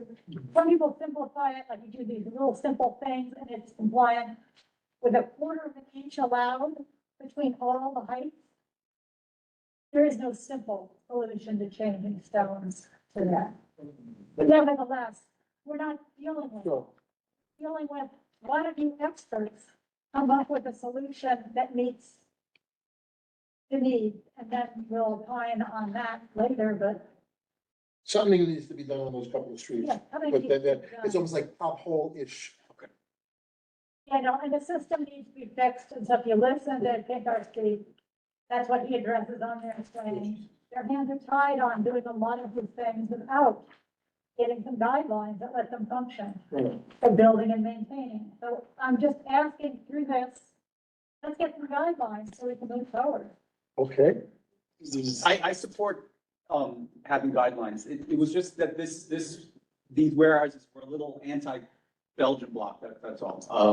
I don't want us to remove them. I'd like us to improve them, but, Well, and then let's see if you can give me some comments on word changes. And like I said, I spent a good part of today doing this with some other people, so it's not a position at all. Except on your phone. okay. Will we vote then? Yes, I want to check that hands are up. so- Okay, I'm sorry. like that. All right. I think you called on me. So I think Eric is right that to the extent it is very anti-Belgian bloc, it's something that I've expressed already.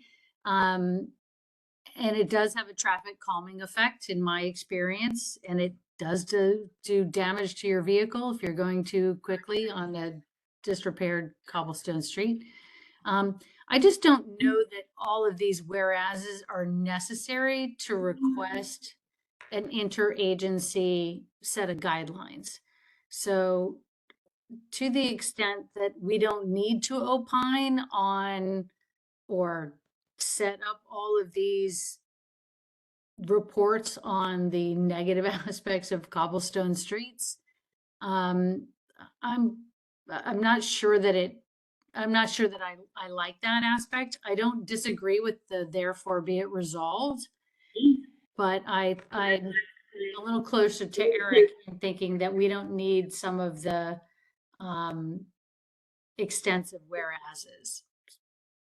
I'd like to get some quality of life people because they spent 2 meetings doing nothing but upset about how unsafe they were.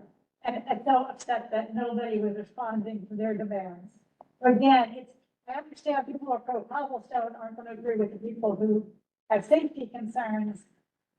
I don't want that to overwhelm, but we need some background. If somebody reads this 10 years from now, will they understand why we're even asking for it? Right, but, and I agree with that, but then it should be a full context, right? So maybe like, are the landmarks people here tonight? Like, it would be good to have that perspective also incorporated into the whereases. I mean, if this was our one moment to get this done, I would support it 100%. But I would like to see other perspectives incorporated in the resolution, in the whereases. You know, I'd like to see what Landmarks has to say about Belgian bloc. And I'd like to, I mean, quality of life is represented because that's documented here, but Landmarks and preservation is not. I can tell you that it has gone to the chair and vice chair of that committee, so they are well aware of this and have been for a while. As well as last year when the budget item went through, they were part of that. Which you're right, that would only be the therefore be it resolved kind of part. But as far as the whereas, they've all had access to the whereases. And I have not heard from Betty, I know we haven't heard a peep, but silence does not mean agreement necessarily. What we can do is have a provisional conversation here, take it and ask Landmarks to do the same and have a provisional dialogue there because it does cross all committees, as you have noted. There is an issue in particular at one section over by Independence Plaza that has a problem with cobblestones, which is what the primary discussion on the cobblestone streets were. There are other areas where cobblestones have not been complained about, that people actually like it, and that there are some calls in the neighborhood to retain it, which we have had over the years. So there is both sides to the dialogue. There's another side ADA, and in fact, those regulations are being looked at by legal at DOT. Right. So I guess my question is based on what Carrie's saying and what others are saying, right? Where they want adjustments to this. Do you want to take the path of making some adjustments and then going to present it and have a discussion in landmarks specifically because they are not here necessarily? And then quality of life. I mean, there's no emergency on this, is it? It's a good resolution and a good topic. I just want to make sure it doesn't fail at the full board because we've pushed and haven't had the time to really pull everyone along with us. I want to move forward with it tonight for a vote only because I've also heard in the past, if one committee votes, they need their quorum. It's going to go through multiple committees. They can all vote it, but it's not necessary. If they only want to change whereases, you can certainly have conversations and they can deal with that in committee, take some time before it gets to full board. Like I said, I have been asking the chairs of these committees now for a long period of time. So I'm I sorry. I hear what you're saying. I just would hate for this to go down at the full board. So just think carefully. I will not squash this, but I do think that it would be best to be shopped. Question, this is just my ignorance question. But if we were to vote on this, do we have to bring it to the full board next meeting? Or can, yes, isn't it? You do not. Yeah. You can take a provisional vote and you can hold it. And you can take it to the next. You do not have to bring it to full board. What if there's a provisional vote and we don't take it this month? Does that vote count in the future? It doesn't, then why take it? That's something I need to ask the parliamentarian, which I can do. I have no troubles doing. I mean, if you want to take a vote and then you can immediately do a vote to table it until, so it doesn't go to the full board to then take it to landmarks, to take it to wherever. And that's how I believe procedurally we can go about it. So we can do, right, but we first a vote to pass it. And then then make a vote to table it. Is that what you're saying? Am I correct? Yes, yes. That is what I'm saying, because that gets the vote recorded, but you leave it on the table until you are ready to pull it back. You're not rescinding it or removing it, you're just putting it on the table. And then we can pull it back and untable it. Why don't we do it in 2 steps, so at least we're somewhere where all of you are out of it for a while. Some of the other committees work on what they want to do, because I think the wordsmith thing is really going to be the whereases, which. Sure. So we're doing the provisional vote now, Betty? What's a It's vote? not really a provisional vote, it's a vote. Okay, It's because they said we can use it at any time when we. sure. So in that case, it's not provisional. Yes. Can I ask you a question? So to me, design guidelines is very broad and it encompasses very different areas. So I think if someone likes the color of it or the texture of it and where it goes, can be part of the design guidelines. But I think the concern here is more safety and comfort of users using it. So maybe it needs to be. Did you read the report? I didn't, no. Okay, if you read the report, the people who are from more the landmark side, because again, it was all experts from all different areas who put the report together. It got down to what they considered acceptable. So what the DOT put forward as something that was acceptable for a production point of view was a little different what DDC said from their installing it point of view, was a little different from the landmarks. And so it's designed and it covers a big scope, but again, that's where the arguments, and that's kind of the meat of it all, is what is allowed versus now the design guidelines are, if it's a cobblestone Belgian block, it can only be replaced with Belgian block. which gives the DOT nowhere to move at all. When they decide that it's too expensive or they can't get, in some cases, you listen to the tape, they talk about, they put out bids and nobody responded. Yeah. Nobody was interested in the job. So they have a lot of, and now the ADA has changed their guidelines as well for right away. So this is really saying, all of you professionals, and yes, the guidelines can be pretty wide, whatever it is that the DOT and all the others need for the guidelines to feel their interests are covered. And needs. But as I said, I took this almost word for word. I changed maybe a verb or two with the Landmarks Commission. But the Historic Commission wrote the report, wrote their first recommendation as the first step forward to solving this problem. It wasn't my creativity or anyone else, it was. You call on people who see that. Justine, do you want to say something? Yes, thank you. And actually, maybe I can work. You can hear me now. First, I agree with having the whereases be as detailed as possible because we do need to preserve this for people who don't know what's going on in the future. But even people today who are new to the board don't know. So number one, I agree with Betty, and I think that that's good. I also want to say that Tammy's point of perhaps bringing in other committees to fill in some gaps, that's fine too. And otherwise, I support this. I think it makes sense to develop a comprehensive plan. And I also wanted to say something about what Mitch said is I do believe that I recall also hearing someone who was an architect, maybe it was Vicky, somebody was saying that there is a way to do this the right way. It was Laura Starr. Laura Starr. Okay, thank you. I do recall that. Now, what that is, how much it costs, I don't know, but it certainly should be explored. And thank you for letting me speak. Yeah, thank you. Although that doesn't agree with what the commission came up with in their report. So, but again, this has. But it's okay to disagree with the commission, right?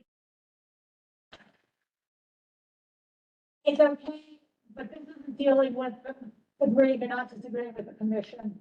I merely said that I used their expertise to build on their recommendations for moving forward. As far as what design principles are set up, that's a whole nother level of conversation once we get the funding to even allow this process to start. And then they can be more opining at those levels. Right now, it's simply saying, just get started so we can move forward. Our streets are a mess and everyone is unhappy. Okay. Carrie? So if the goal is to just get the guidelines so that we can like fix our dilapidated streets, isn't it better to remove all the whereases so that we just focus on asking for the design guidelines and then we can opine later on whether or not those design guidelines meet our needs? Like if they come back with design guidelines that don't make it accessible, we can opine at that time that we have all of these reports and incidences that state that that's insufficient. So I don't know the best way forward, and I rely on you, Betty, to lead us. But it seems to me that if we want to get design guidelines done, the best way to move that forward is to be non-controversial, ask for them to do the work, get the funding, and then opine later on whether or not they meet our needs. The point of the whereas is the layout. Why are we even asking for it? Right. So as Justine also agreed upon, we need to tell some story as to what's going on. Why are we even asking for this in the first place? So that people now and in the future can look back and say, oh, that's why they did it. It's not to set up a story for what the team developing guidelines should be looking at or thinking about. It's not them that needs to be educated.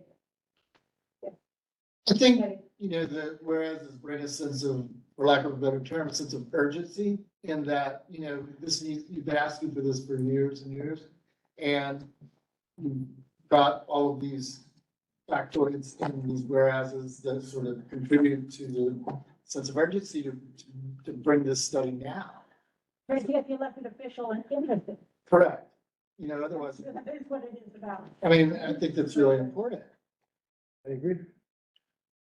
Betty, would you agree to another whereas, pardon, this is not planned, where it says cobblestones show the history of New York. They have character, they add character to our streets. And that's why we need to preserve them as well. So that it just doesn't show the negativities of it right now. It helps balance it, and then we could table it and then bring it to the other committees. I am not opposed to that at all. We'll send you a link so you can make the comment on the wording you like, and warn you that when we table it, it will go to landmark. I will beg landmarks once again, to please have that committee take a more serious look at it with input prior to the big meeting. We don't want to do it at the big monthly meeting. And I'm not talking this month, I mean, whenever we untable it and move it. Betty, I'll get it on their agenda. Don't worry. You won't have to beg. I gotcha. So they may have some responses to it, but all means I can get it on so they have something they can. And I'll join that. Draft, they can look at. Yeah, no, I agree. I think people should, with comments, certainly should always look at when a committee's invited to another committee for something, really should be. And the reason that it's not a joint committee, as I've said before, if I do something with a joint committee, no matter how important I think their input is, we need a quorum of members from both committees. So the history is we pick one committee that it goes to and invite others so they don't need to achieve quorum in the room to get anything done. It's a very practical solution. You have to lure them with food.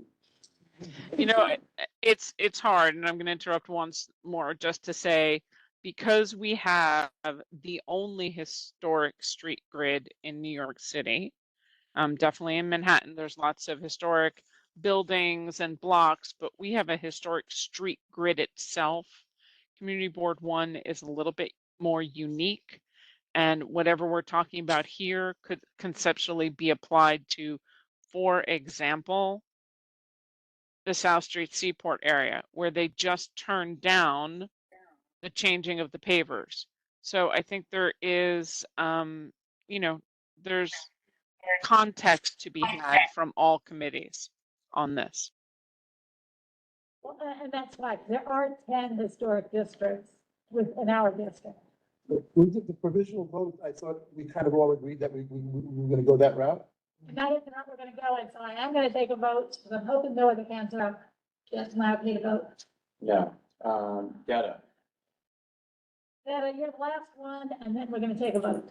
Okay, yeah, I'm just speaking to what Cody and you, Betty, and Justine said. Oh, now there's an echo. That's unfortunate. That it is, yeah, although I like motions generally that are short and have minimal language, like it is important to show the urgency behind this need, since we've been asking for a while and we haven't gotten the money. And just to Eric's point, if you look just in the be it further resolved, historic is mentioned 4 times. So even if it's not in a whereas clause, the be it further resolved statement really emphasizes how much that the aim is to preserve the historic integrity. So it is there in sort of the most important part of the resolution already. That's it. I'm happy to go to a vote. Well, then, yeah, when we call a quorum, let's quickly do it. And then I think you'll be voting as well. Are there any nays? Are there any recusals?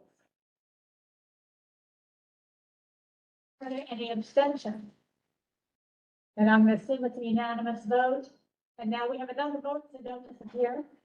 Because now that it's passed, we want to vote on tabling this, which will allow us to hold this and not go to full board until we have vetted it at other committees. So, again, are there any nays? Are there any, there shouldn't be any recusals because they weren't for the first one. Are there any abstentions? Then I'm going to assume it's unanimous and we'll table it for now. It will not go to this month's full board meeting. Thank you all about that.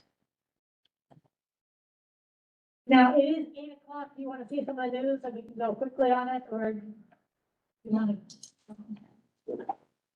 We can move quickly and people do this to speed up if you're in board, but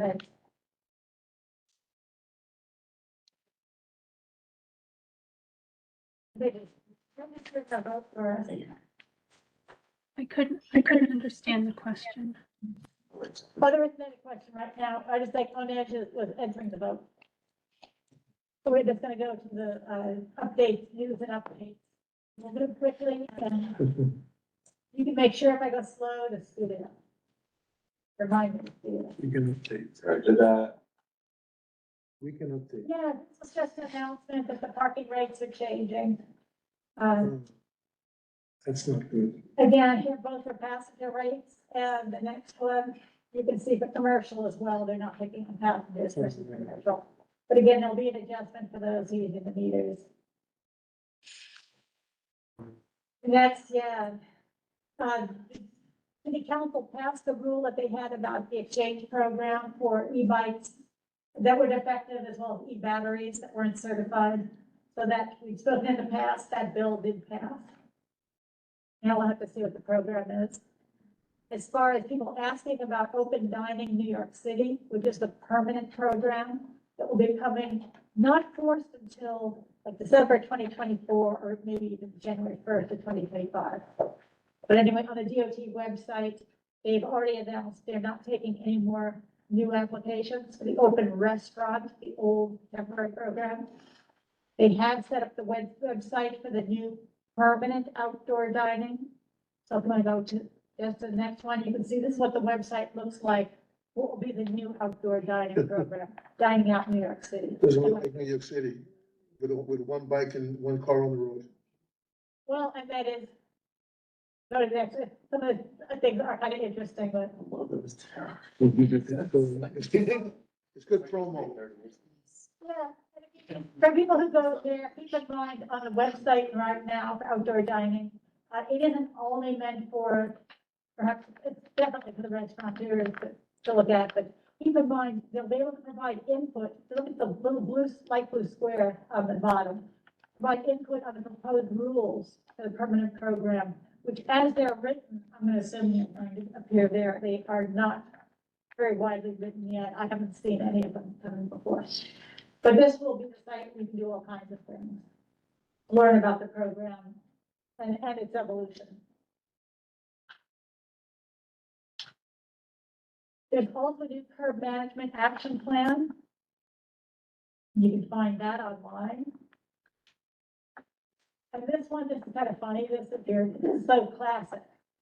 On a Monday afternoon, the Upper West Side, doesn't really matter. The curb was in high demand. There's an Amazon van idling in the middle of Columbus Amazon at Mid Avenue as a driver dashed about.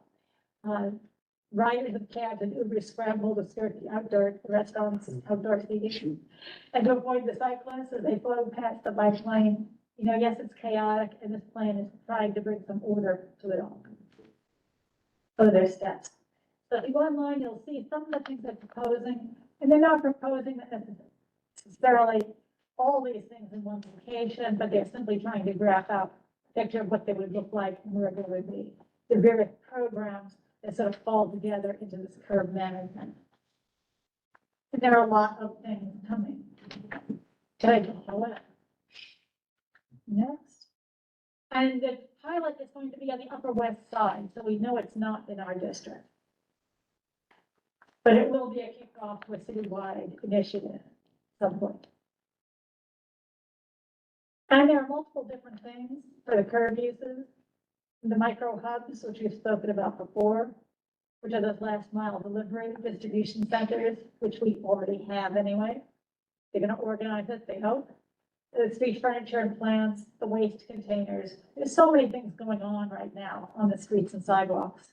So many things that have passed and lived in City Hall. So this is to try to pull some of those things together. There's also the micro hubs pilot. So you're going to see some of this, and I expect some of this to be coming before our committee in the near future too. And again, this is a local law 166 that was passed in 2021. that the DOT is now implementing, which would have been required by the law. And again, at this point, it's still pilot. And it's kind of interesting. This is right in the report itself. DC actually scrapped the curb management program because of enforcement challenges. Does that sound familiar? What are people supposed to do? And this is it. They even wrote in the report, it's a major red flag for New York, parts of which I think were included already are so choked with placards, it's clearly marked loading zones are all but useless. And we have written that in a resolution before. Thank you, they're acknowledging it. And they took the picture from Broadway, so they even found us photogenic to include it. But for asking where those street hubs are, I took pictures from the report itself. Some of them could be in the kind of the parking lane area, down outside on the streets, which is what's already used, although often now double park versus against the curb. This would be against the curb at least. And the other option that they're talking about in the report, go to the next slide, will be underneath the elevated roadways. So for those who are interested, yeah, you can find all these reports online to look at, but we have both options potentially available in our district. We have to look to see what comes from the DOT and being proposed. Governor Kathy Hochul posted about New York subway having its best week since the pandemic. And this again was only about a week ago. But there was up. And in fact, I heard from somebody from New York City Ferry, and they told me they also were breaking records. And for those who are complaining about hot subway stations, platforms, do let me know if you're familiar with specific ones that are problematic. We can always look at that. The MTA is considering ways of cooling them down. So if we need to go to our council member to make sure specific ones are looked at in our district, let me know. Go to the next one, it'll deal with their rationale. There are a lot of ways that heat is let off in the process of the subway cars moving, and even their air conditioning exhaust and all these things. They're going to start looking at various ways they can minimize these to try to reduce the heat, how much they're heating up those platforms. Hopefully that's good news, even though now we're moving away from the summer months. And yes, the MTA had some challenges recently. So that's another challenge we have to work on with climate change. It's not just the heat, it's going to be cloudburst. Yeah, the buses were a whole lot better than the subway was. So yeah, Friday wasn't a good day. And also the mobility board met yesterday. And they're expecting, so keep it in perspective when you read the very last paragraph. On Monday was yesterday. And the MTA Mobility Review Board did meet yesterday. They discussed a number of things. I didn't see any particular conclusions reached. It was more discussions in the newspapers that you're going to see are about what was presented by the MTA versus what the review board actually voted to accept. However, the group is expected to make a recommendation on the tolling scheme next month, which will be a good one. And yeah, since I know you all have better things to do, I looked at you, Sean. I vote no against it.